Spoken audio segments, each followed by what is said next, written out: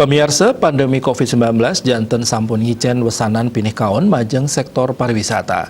Nanging lianan punika taler mewasana becik antuk ngantenin malih semangat kerama Bali sejroning mewali metangi melarapan sektor UMKM. Wakil Gubernur Bali Cokordo Oke Arte Ardana Sukawati dan nyokong UMKM ring Bali antuk rajeng ngelimbakang inovasi miwa kreativitas mangda sidang raksa ring tengah yang pandemi COVID-19.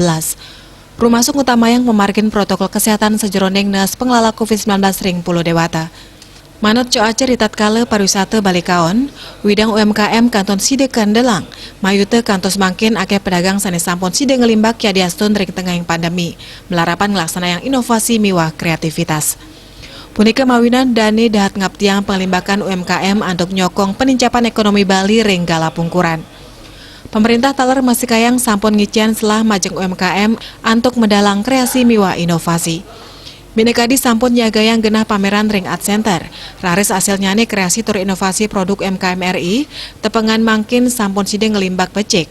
Dianan punika medal taler kreasi-kreasi anyar sanes sedurungnya nih durung wenten.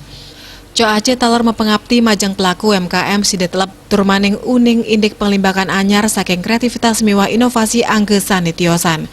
Dadosnya nih pelaku UMKM mejantan side ngasilang produk anutin tren pasar miwah ngelimbakan usahaipun.